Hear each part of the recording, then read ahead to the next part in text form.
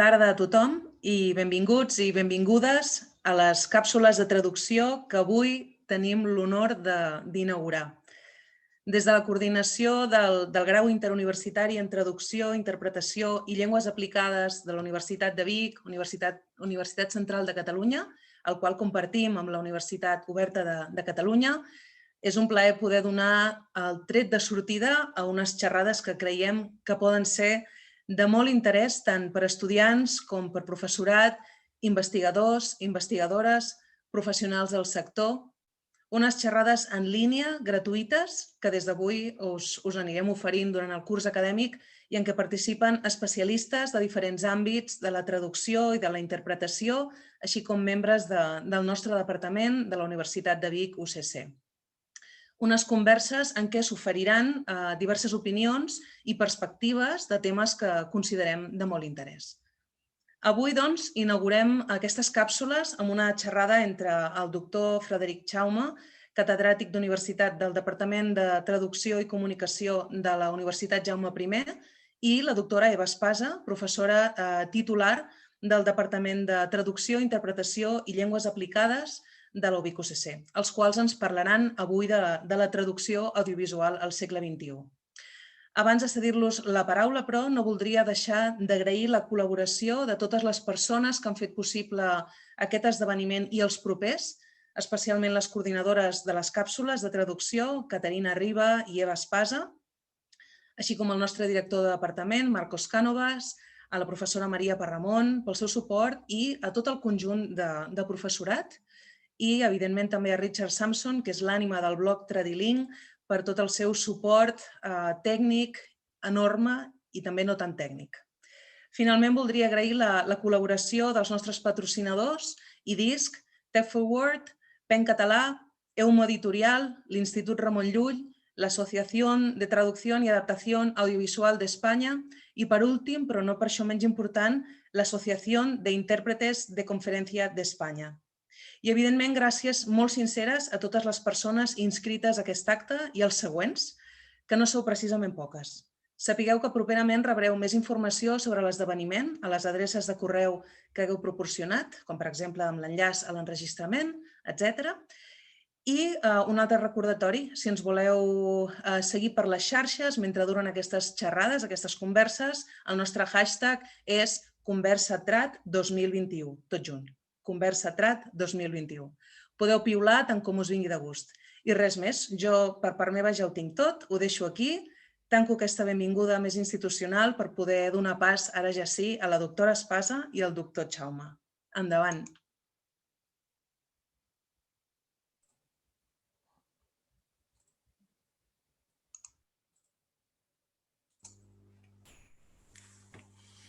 Doncs moltes gràcies, Lídia. Moltes gràcies també a les persones que ens esteu seguint en directe i a les que després ens podran seguir en diferit. Fa molt goig veure noms de gent tan propera. Moltes gràcies sobretot a Frederic Jaume per acceptar la invitació a iniciar aquest cicle. És per nosaltres un honor i un plaer. No podem detallar aquí el llarg currículum de Frederic Jaume perquè esgotaríem tot el temps que dediquem a la conversa.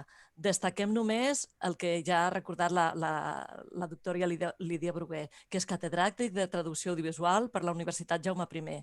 És un autor de referència i ha dedicat especial atenció al doblatge. És director del grup de recerca Trama.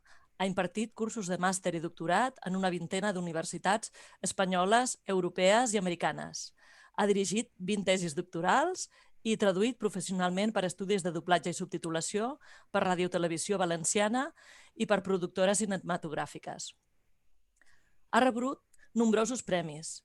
El més recent, el desembre passat, el Jan Iverson Award de l'ESIST, és a dir, la European Association for Studies in Screen Translation.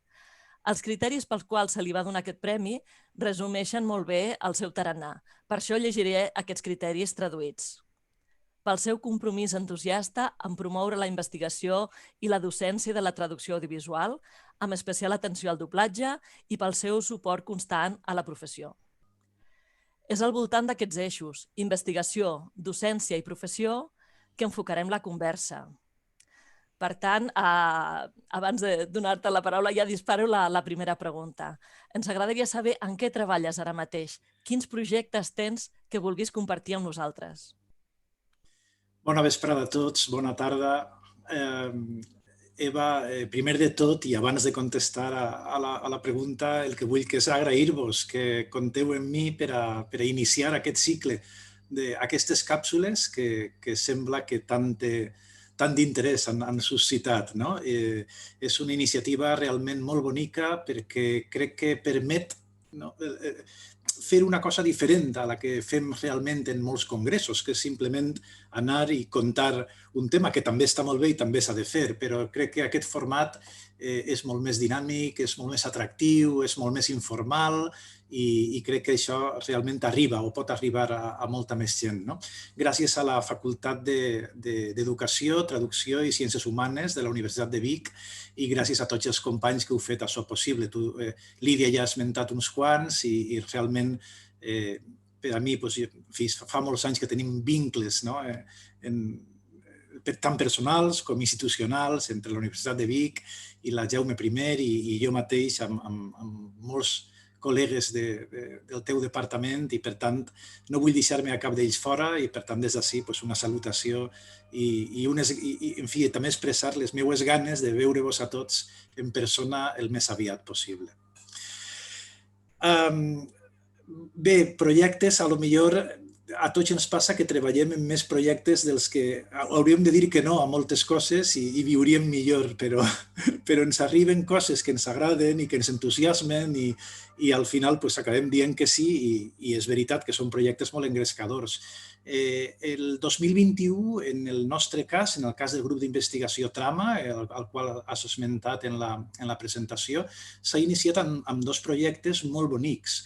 Un dirigit per Irene de Hijes, que és assessorament a Televisió Espanyola en els subtítols automàtics que estan emetent en els informatius territorials, en especial en el de la Comunitat Valenciana, on tenim subtítols o personatges o periodistes o entrevistats que parlen en castellà i d'altres que parlen en valencià.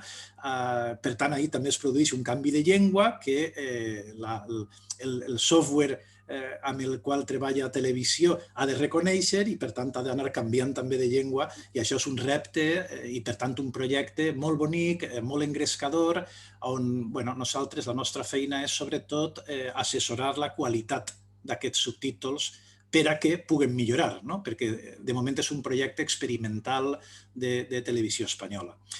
L'altre projecte està dirigit per dos membres més de Trama, Laura Mejías i Julio de los Reyes, i és sobre una de les coses en la qual estem tots ara mateix, no sé si dir preocupats o engrescats, que és la traducció automàtica. La traducció automàtica, en el nostre cas, és un projecte molt restringit cap al doblatge, és a dir, les possibilitats que ara mateix pot oferir la traducció automàtica en la traducció per al doblatge. Estem justament ahí, la nostra idea inicial és provar diversos motors per veure quins són més efectius i també, sobretot, centrar-nos molt en editar un text origen que continga aquells problemes que després tindrà precisament el motor de traducció automàtica. O sigui, que estiga de tal manera editat que a l'hora de passar-ho per els motors, la qualitat que isca d'ahir siga millor.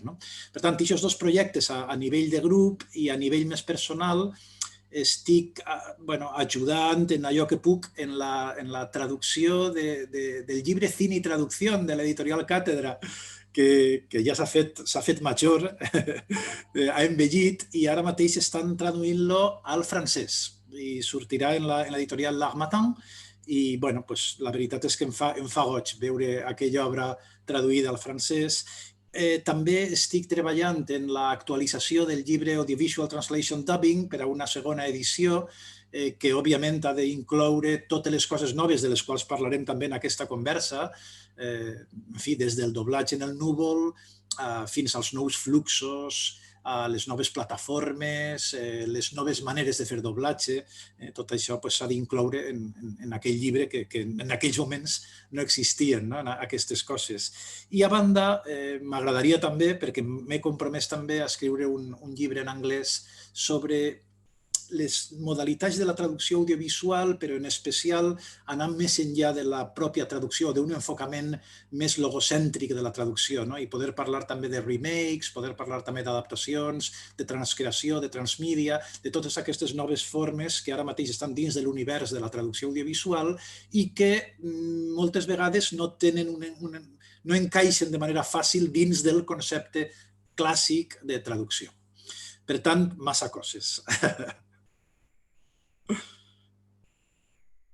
Al micro.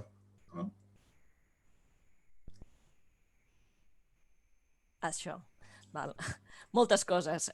No diguis que no, per això, perquè totes són realment molt interessants i ja les estem esperant en candeletes. Ara que comentaves això que s'està traduint el llibre al francès, això relacionar-ho una miqueta amb la segona pregunta que et volíem fer, que és, has pogut comparar les pràctiques del doblatge arreu d'Europa al llarg dels anys i has copsat que se segueixen convencions més locals, en general, que en la subtitulació, que tendeix cap a un món més globalitzador. Com veus aquesta tensió entre localització i globalització en el futur? Quins escenaris es dibuixen? Sí, tens tota la raó. Si parlem del present, de fet, aquest llibre Cine i Traducció el farem a quatre mans, entre el traductor, que alhora és traductor professional i que, per tant, ha de fer un esforç enorme perquè no només ha de traduir aquell llibre, sinó que el que està fent també és actualitzar i localitzar totes les convencions al mercat francès. Per tant, aquest llibre sortirà amb el meu nom i amb el del traductor, Jean-Noël Papin, que és qui està fent-se càrrec d'aquesta traducció, localització del llibre, que també s'ha de localitzar. Tens tota la raó. A dia d'avui encara tenim moltes coses que diferencien molt les pràctiques del doblatge, però de cara al futur i al futur pràcticament immediat, és cert que s'està reduint aquesta tensió que tu esmentes i aquesta diferència. Abans parlaven que la subtitulació era un procés molt més homogènic, que es practicava més o menys igual, que teníem les plantilles i que a partir de la plantilla es traduïa per a totes les llengües. En el doblatge no passava, en el doblatge d'alguna manera dèiem allò d'aquell refrany de cada maestrillo tiene su librillo, i que per tant cada estudi ho feu d'una manera o cada estudi... Bé, tot això és veritat que també s'està... Vull dir, el doblatge està caminant cap a on ja va caminar la subtitulació en el seu dia. És a dir, cap a un procés d'homogeneïtzació cada vegada més gran. Per exemple, ara mateix en el doblatge en el núvol el que s'està és invertint diners en produir un text origen tan potent, tan ple de coses, tan ple d'informació, per exemple, fer allò que ja feien els francesos en la bande ritmo, de detectar, ells deien la detecció, de posar on hi havia un primer pla, on caldria que la traducció continguera una bilabial, etc. És a dir, tot això ja s'està fent en el doblatge en el núvol i el que s'està fent és invertir en un únic guió original que continga des de glossaris fins a avisos on hi ha un primer pla o avisos també on hi ha una paraula que siga slang, en fi, o sigui, donar un text origen tan complet, les KNP, Key Nouns and Phrases, tot això, incloure-ho ja dins del text original, de manera que en totes les llengües on s'hagi de traduir aquest guió original, totes partisquen del mateix text origen amb les mateixes indicacions, amb les mateixes directrius o guidelines. Clar, això havia passat ja en la subtitulació d'una altra manera, amb el tema de les plantilles, i ara comença ja a passar en el doblatge. I per què està passant? Perquè, clar, hem canviat de paradigma. Les noves plataformes de vídeo sota demanda el que fan és que, o sigui, ells entenen el mercat d'esta manera, igual que el mercat dels videojocs o el mercat de la subtitulació. És a dir, així tenim un guió original, tenim una pel·lícula o una sèrie original que cal traduir a 32 llengües, cal traduir a 33 territoris i que, per tant, el que volem és, a banda de que es traduïsca a la mateixa velocitat, que tot el món més o menys seguisca uns criteris homogenis a partir de les indicacions que hem inclòs en el guió original. I, per tant, per ahí va un poc.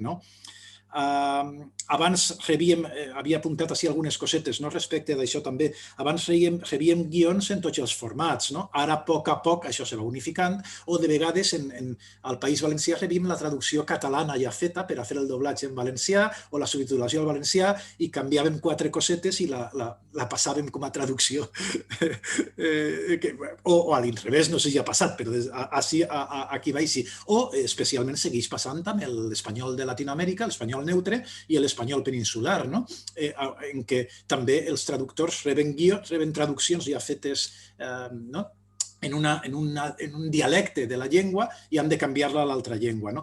Tot això jo crec que a poc seguirà passant, però que a poc s'anirà homogeneïtzant en el sentit aquest de produir un text d'origen potent per a tot el ventall de llengües al qual hagi de traduir-se. I, a banda, i amb això acaba esta segona pregunta, tenim un nou escenari, que és aquest de la pandèmia. I jo crec que la pandèmia en moltes coses ha arribat, en algunes coses, esperem que no en totes, esperem que en ben poques, però ha arribat per a quedar-se. N'hi ha moltes coses que han arribat per a quedar-se. I una d'elles és, precisament, per exemple, el doblatge en el núvol. El doblatge en el núvol, abans existia, abans de la pandèmia. Ja es feia, ja es practicava, però, clar, òbviament, amb la pandèmia, això el que ha fet és pegar una passa endavant enorme, de gegant, i una cosa que era o que estava començant i que es practicava en 3, 4, 5 estudis i que anava a poc i anava al seu ritme, de cop i volta ara la tenim pràcticament cada vegada més estesa perquè, òbviament, això facilita molt la feina. El doblatge en el núvol no és altra cosa que, com ara mateix estem tots, estar tots connectats en el núvol i que tothom tingui accés al mateix programa informàtic i que un pugui anar traduint, l'altre pugui anar, no sé, fent els takes si cal, l'altre pugui anar fent no sé què, l'altre puguem veure com estan traduint la nostra traducció a l'italià o al francès o a llengües romàniques que més o menys puguem comparar, que el director pugui veure a la velocitat en la qual traduïm i quan estarà el producte acabat per a començar el doblatge de veus, que l'actor i l'actriu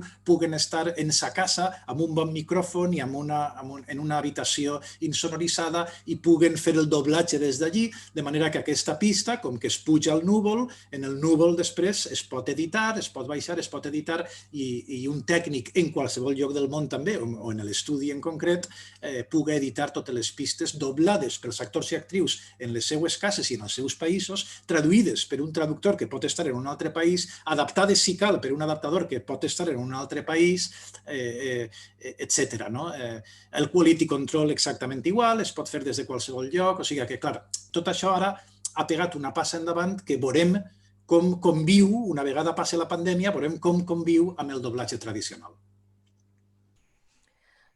Totalment. Això enllaça d'alguna manera, ja la següent pregunta que tenia a fer ja una mica anava cap aquí, de fins a quin punt s'ha vist afectada la professió, diguem, per la pandèmia. Estàs apuntant escenaris de futur, no? Però a un nivell potser més concret, o sigui, realment primer es va aturar o, per exemple, es va rebre HBO a l'estat espanyol, va enviar aquell missatge dient durant X temps no tindreu accés a productes doblats perquè s'han aturat els doblatges, no?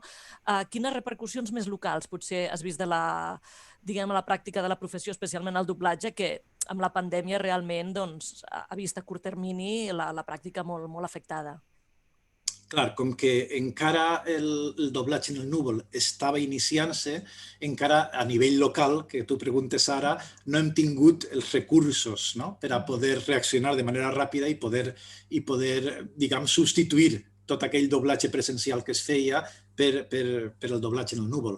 Ara bé, jo crec que això simplement ens ha pillat per sorpresa com tantes altres coses, com la docència online en les universitats i com tantes altres coses que hem sabut, perquè no teníem un altre remei, resoldre i que hem tirat endavant, però que, en fi, que jo crec que això, òbviament, no dic que al doblatge presencial li queden els dies comptats, perquè no serà així tampoc, però que sí que conviuran els dos models de doblatge en el núvol amb el doblatge presencial, jo trobo que això sí i que anirà a més. Les grans plataformes ara mateix estan ja recorrent als sistemes de doblatge en el núvol i, per tant, al final són elles les que manen o les que dirigeixen un poc com anirà el mercat, no?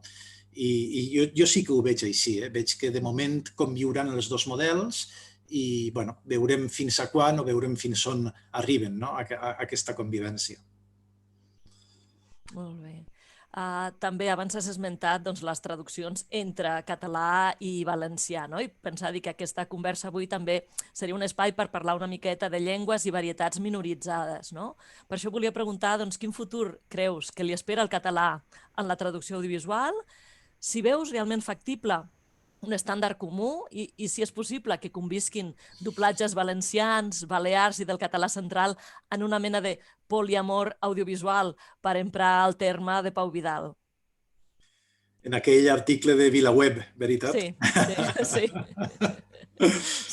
Sí, aquí hi ha moltes coses i tant de bo tinguérem una bola de cristall i poguérem veure què passarà en el futur. No ho tenim fàcil. No ho tenim gens fàcil. Les llengües minoritzades no ho tenim gens fàcils ni ací ni fora d'ací tampoc. O sigui, no cal tampoc fer victimisme en una qüestió que va més enllà de la situació concreta del català, sinó que en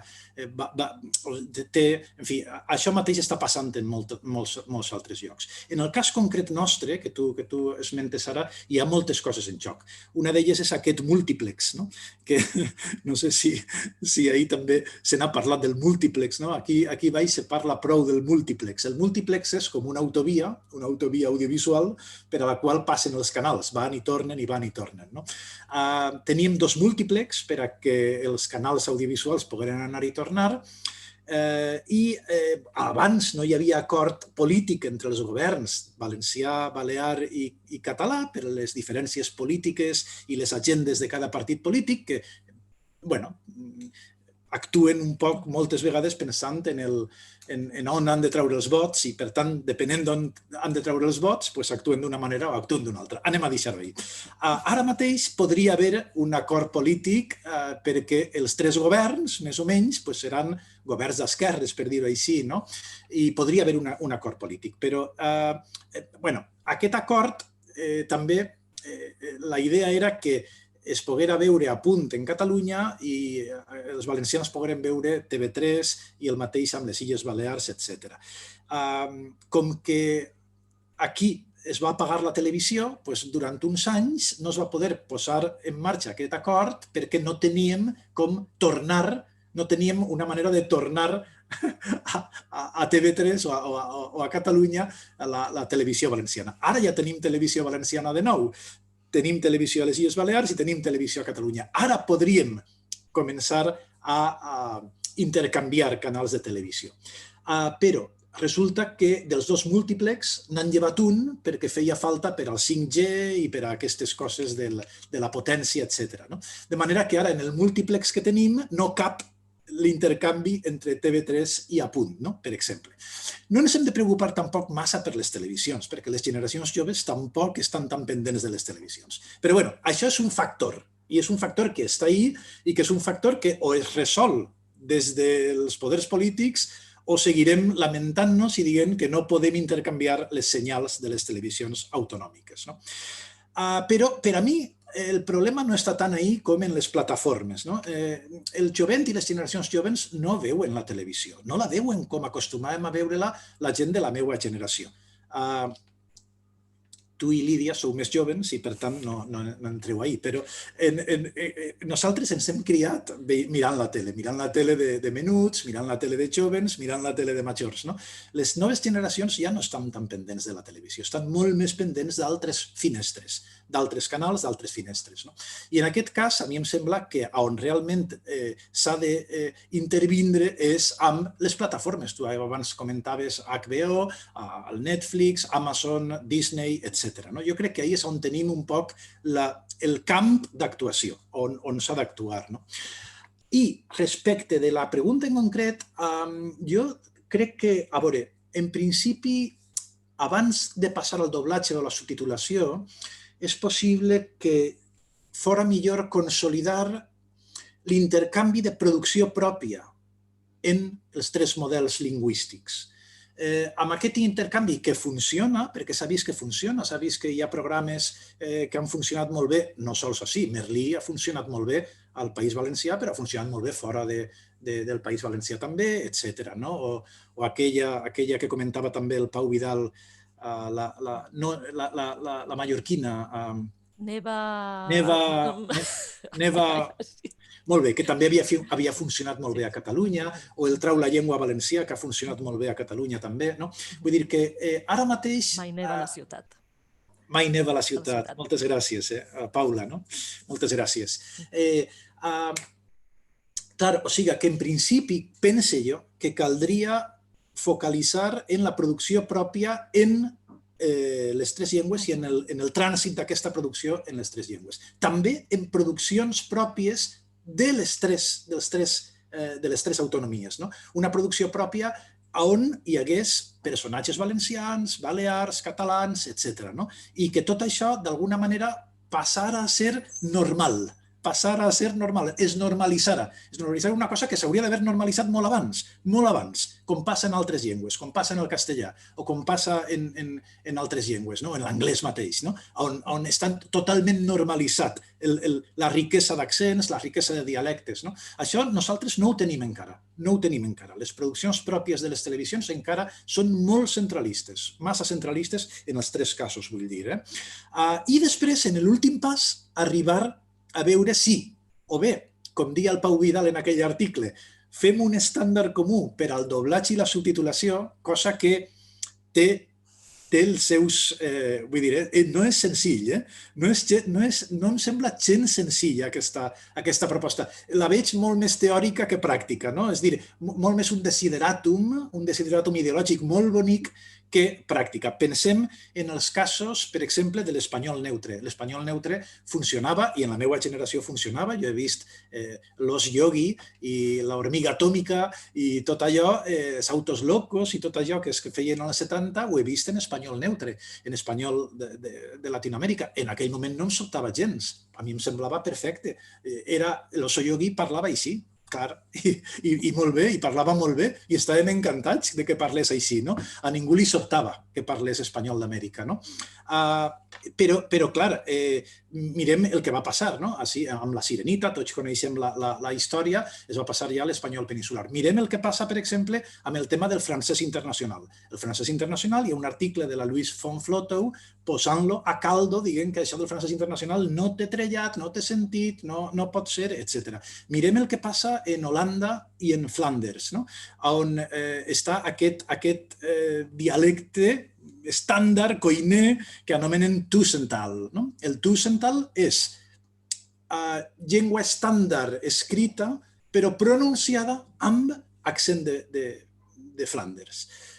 I, per tant, la televisió s'ho ha apropiat. La televisió s'ho ha apropiat i ho gasta com a estàndard dels mitjans audiovisuals en Flanders. Però, clar, també és una cosa no existent, és una llengua que no existeix, perquè és una llengua estàndard del neerlandès, però alhora pronunciada amb accent del sud. Cosa que, com casa això respecte de la realitat lingüística de la població. Per tant, la idea de Pau Vidal, romàntica, atractiva, podríem fer una prova, podríem començar fent una prova. Jo crec que seria molt bonic fer una prova, tant en subtitulació com en doblatge, com en subtitulació per sords, com en audiodescripció. Seria molt bonic fer una prova interdialectal en una coïne i veure quin... Però, clar, s'ha de fer en un producte atractiu per a la gent jove. No ho podem fer en una pel·lícula antiga ni ho podem fer en una cosa que no agrada a... O sigui, la gent jove s'ha d'involucrar. Si no s'involucra, no tenim res a fer. Jo penso que no tenim res a fer. Totalment d'acord. Crec que també la Marta Rojals ho deia en algun article també de VilaWeb, que si no estem a les plataformes digitals, l'ús social de la llengua, el consum de productes audiovisuals, doncs el tenim perduts. Seria interessant fer aquesta prova amb estudis de recepció també entre gent jove, que serien gent molt sincera. Segurament diria si funciona o no, i si no funciona, els 2 segons canviarien de producte. Exacte, això és. estudis de recepció i jo volia, sí, i ho havia apuntat també, vaig tindre l'oportunitat de dirigir una tesi molt interessant, la de l'Anna Tamayo, on ella proposava una subtitulació alternativa per a xiquets sords, una subtitulació que d'alguna manera atraguera més, fora més atractiva, no? Captar l'atenció més que la subtitulació que ara mateix estan fent les cadenes per als infants, no? Disney, Disney Channel, Clan, aquestes cadenes, no?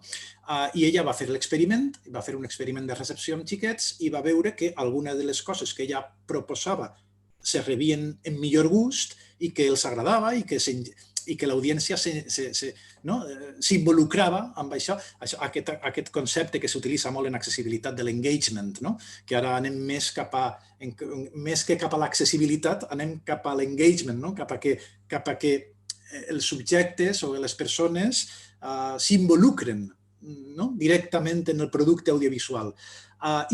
Però altres coses que ella proposava en la tesi va veure que els xiquets no els agradava, que preferien tal i com les emetien les televisions. I jo crec que això és fonamental els estudis de recepció, és fonamental tindre dades i és fonamental la investigació per poder fer un pas endavant, perquè si no no sabem on anem fent passes amunt, avall, arrere, avant i tampoc sabem què passa. Per tant, sí, recerca, projectes d'investigació i amb les dades fer les passes amb molta més solidesa. I tant.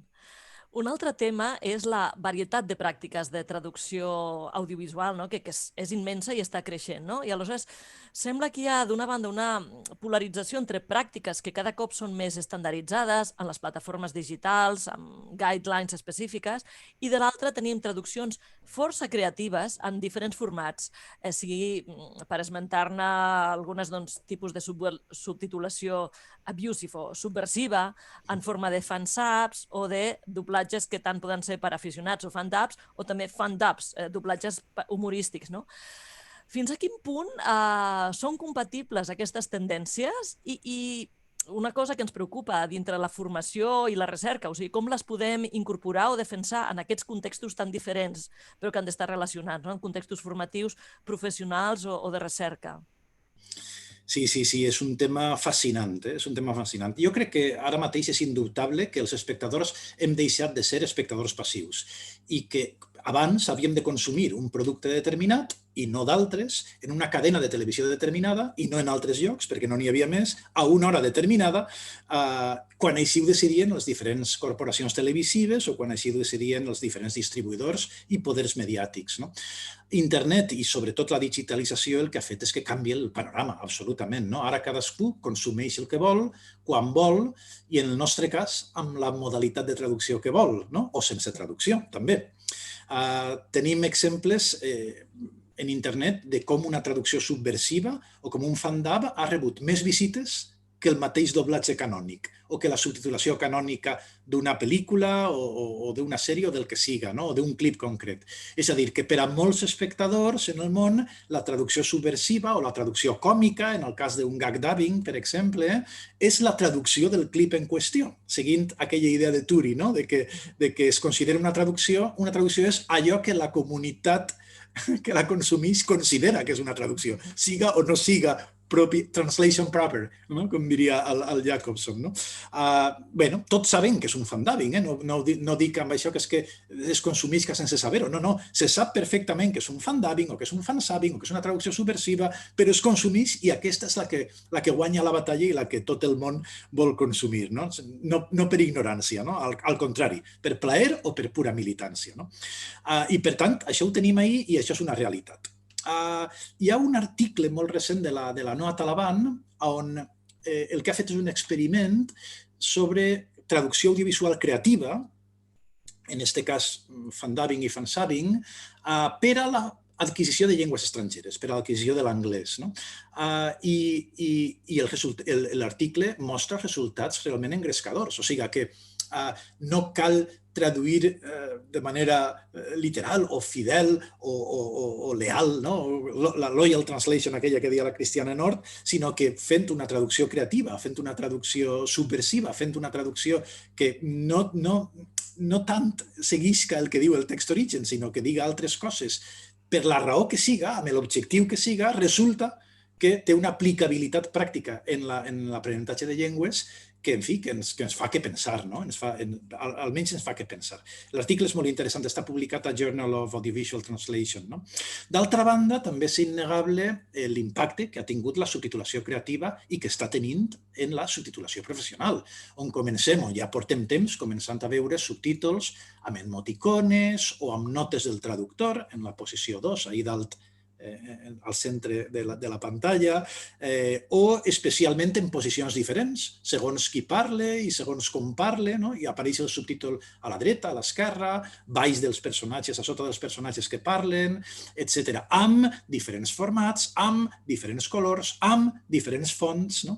O sigui que realment tot això està ja en la subtitulació professional, a poquet, òbviament, seguim tenint, diguem, el paradigma de la subtitulació canònica com a majoritari, però que tot això a poc va fent, no? Va fent camí i, per tant, està un poc entrant. No? També la tendència a l'estrangerització que sempre han tingut els fansubs. No? També això se nota o se percep, no? En algunes traduccions on ja no n'hi ha tanta por a fer una traducció estrangeritzant, no? Perquè resulta que les noves generacions acostumades a seguir els fansubs ja no ho veuran tan malament, no? Com es podia potser veure abans. No? Jo sí que sóc partidari d'anar introduint noves fórmules, noves maneres de traduir, que provinguen de la traducció audiovisual amateur o que provinguen d'aficionats, sempre que, com dèiem abans, comptem amb investigació al darrere. Sempre que puguem demostrar amb un estudi de recepció, com tu abans comentaves, de caire experimental, que aquestes solucions populars entre els aficionats engresquen més, engage, no? Una altra vegada, no? T'involucren més com a espectador, a més de facilitar la comprensió del text. No? Jo ho veig així. Jo sí que crec que, no diré que aniran en convergència, però que abans que eren dos mons paral·lels, doncs ara van un poc tocant-se de vegades, separant-se, tornant-se a tocar, tornant-se a separar, no? I que és bo, aquest flux és bo. Molt bé. A veure, tenia preguntes en la recàmera per si haguéssim tingut un públic tímid. No és el cas. No atrapem la participació activa que hi ha en aquest fòrum. Per tant, penso que aquí ens podrà ajudar la Lídia Bruguer, que estava al cas de les preguntes, per introduir-hi a preguntes això de les que estan arribant.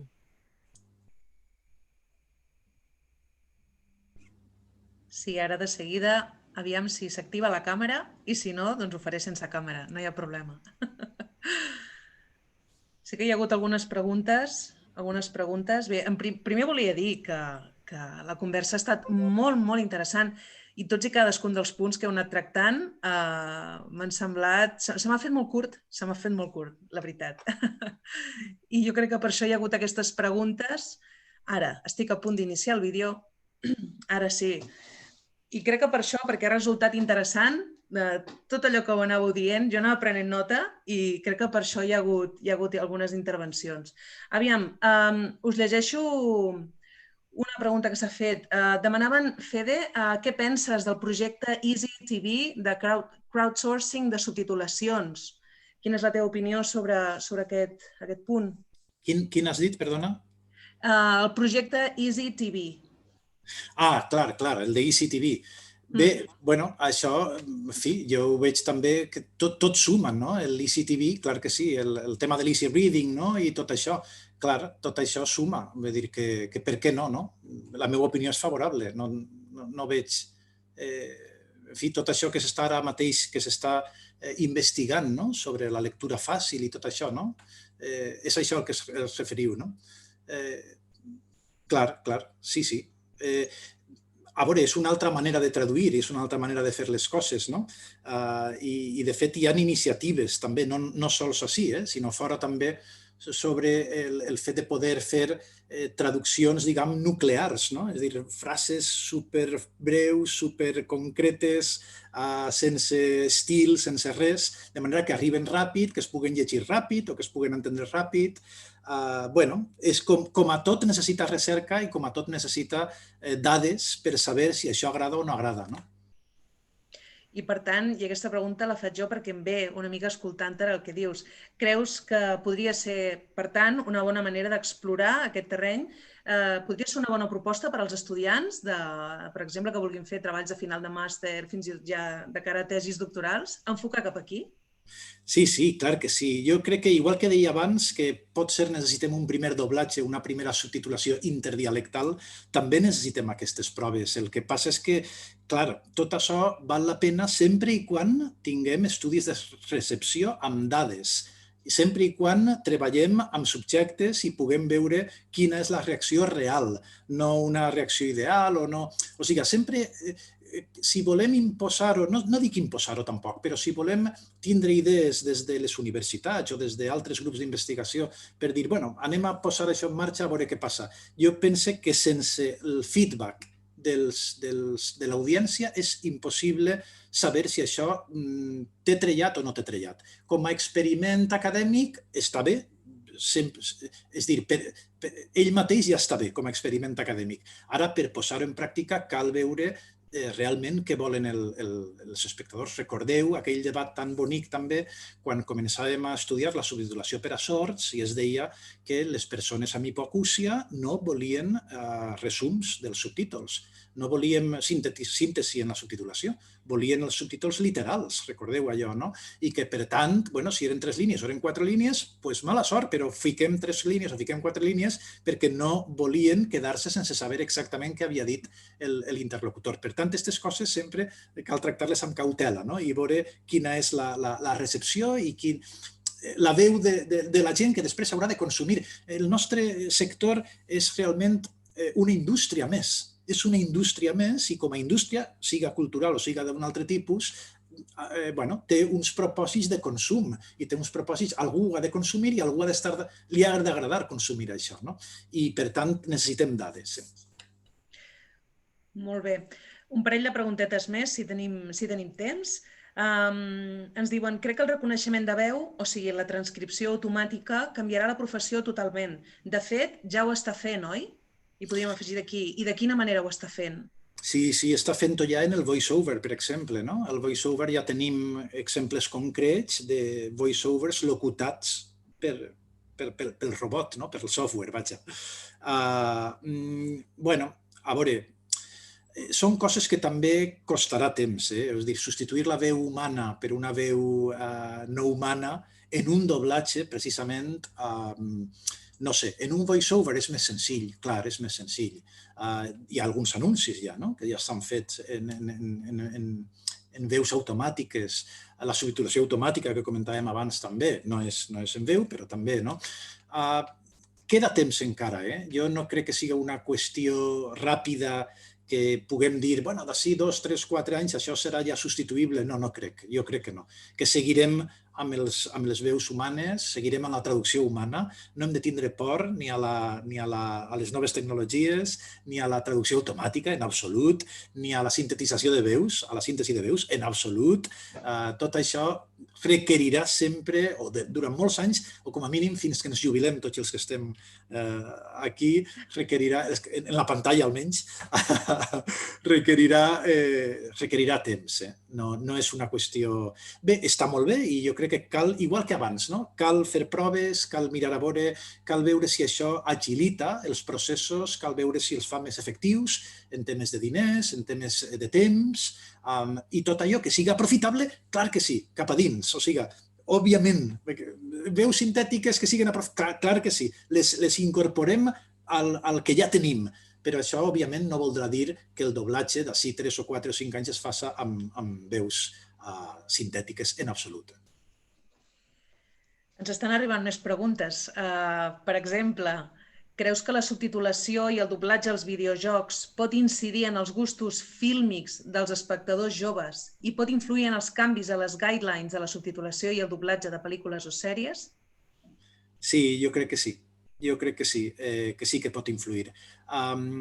jo crec que precisament això és un poc paral·lel al que comentàvem abans del fansubs, per exemple, que també poden influir o també poden anar influint.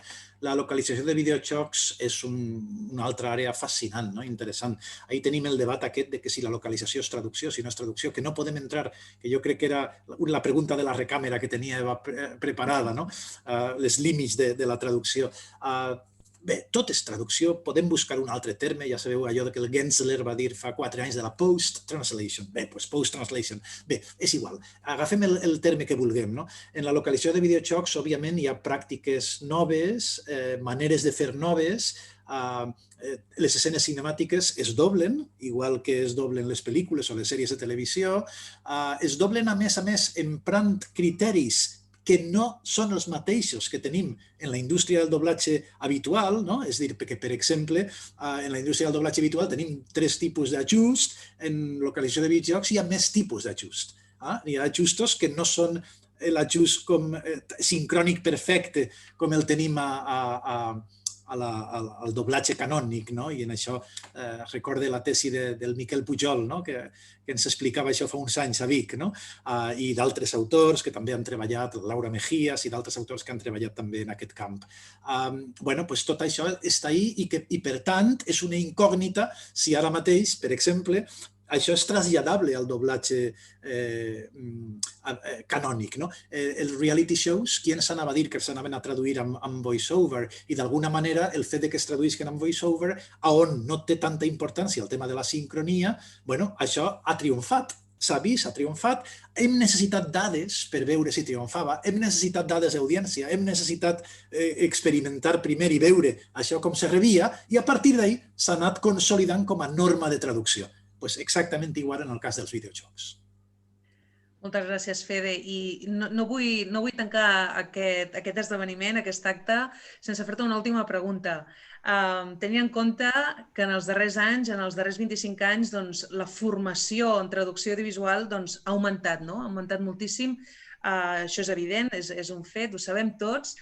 Per tant, a partir d'aquí, quins reptes tenint en compte tot el context en què estem vivint ara mateix i tot el que hem viscut, tot el que hi ha hagut, tot el que s'ha explorat, però el que hi ha ara també, de cara al futur, quins reptes destacaries? Caram, no és fàcil, aquesta. Aquesta seria com fer un pla d'estudis nou.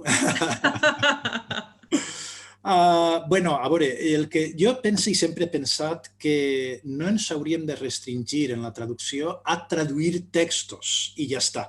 O sigui, que crec que el ventall que tenim els traductors dins del món de les indústries culturals, audiovisuals, en el nostre cas, és molt major i ha de ser molt major. Dit això, en altres paraules, la preparació de traductors o la formació de traductors en el sector audiovisual hauria de contemplar moltes més coses que les que habitualment incloem en els plans d'estudis tradicionals, que seria doblatge, subtitulació per a sords, audiodescripció, en alguns casos localització de videojocs, en alguns casos altres modalitats, el reparlat, etc. Això està bé, però seguim centrats d'alguna manera en una idea, com dir, un poc per un costat massa logocèntrica de la traducció i per altra massa estricta cap al que realment passa en les empreses del sector, on calen altres habilitats, on cal altre tipus de formació, des d'edició, maquetació, conversió de fitxers, a qüestions tècniques, ús de software, a direcció d'actors i actrius, vull dir, hi ha locució també, vull dir, hi ha un ventall enorme de possibilitats que en el nostre sector haurien de ser un poc o haurien de començar a entrar en els plans de formació de les universitats o dels cursos d'especialitat de cara a formar traductors no únicament capaços de fer subtítols o text de doblatge o entrepans d'audiodescripció o subtítols en colors. Això, òbviament, és el core, no? Això, òbviament, és la part important o principal, però després hi ha altres coses, altres habilitats que haurien d'entrar en els plans d'estudis i buscar una formació molt més ampla i molt més realista i molt més, més connectada amb la realitat de la indústria, de les indústries audiovisuals. Un agermanament, a fi de comptes, més actiu i més proactiu amb la gent de comunicació audiovisual. Jo crec que tenim l'herència de l'agermanament amb les filologies i estem contents que sigui així i ens va molt bé i en fi, només que podem parlar bé de tot això. Però crec que fa temps que diem però potser no ho sabem fer o no sabem com fer-ho, no?